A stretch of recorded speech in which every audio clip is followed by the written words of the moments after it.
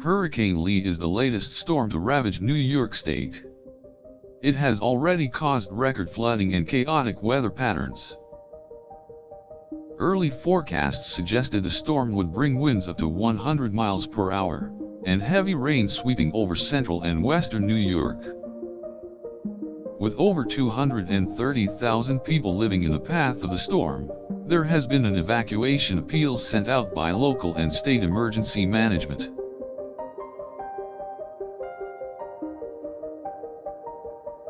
The governor of New York has proclaimed a state of emergency for the region, with utility crews on standby. Many concerned citizens have been evacuated, both to safer areas and to local shelters.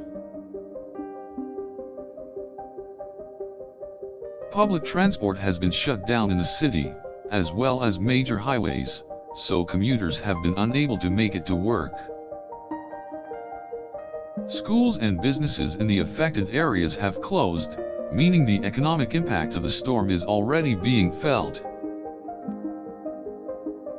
Boats and other small crafts have been warned not to sail, with waves predicted to reach up to 15 feet in the North Atlantic.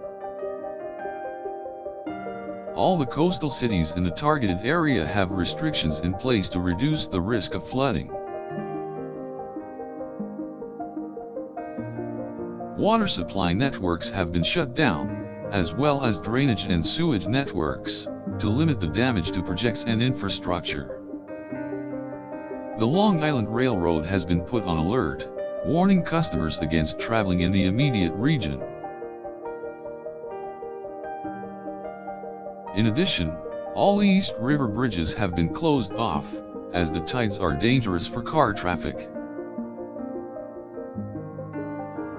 In the past 24 hours, Lee has gained power and speed, with some models predicting an upgraded Category 2 storm.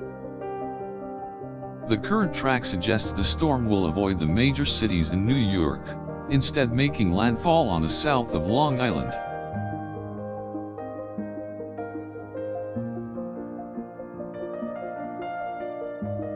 However, even if it does pass by, its impact on the region is likely to be catastrophic. All the transportation links between major cities and towns have been either cancelled or highly discouraged. Additionally, warnings of extreme flooding have been put in place near the shorelines and residential areas. People living in low-lying areas have been advised to evacuate, as the risk of flood water is very intense in these areas. The Department of Health has issued recommendations, warning people of the dangers posed by intense winds and high water levels. Meanwhile, the Department of Environmental Protection has put in place measures to protect the environment from the damaging elements of the strong wind and rain.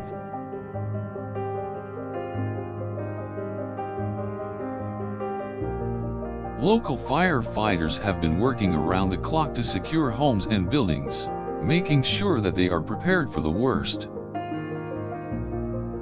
Wildlife rescue services have been setting up temporary safe havens in preparation to help those animals displaced by the storm. Even as Hurricane Lee approaches, thousands of people in the direct path of the storm are leaving their homes for safer areas. All health centers in the path of the storm have been put on standby, so that any injured person can be taken care of immediately. Residents of more rural areas are being asked to be prepared for power outages, so they have been advised to stock up on food, medication, and other essential supplies.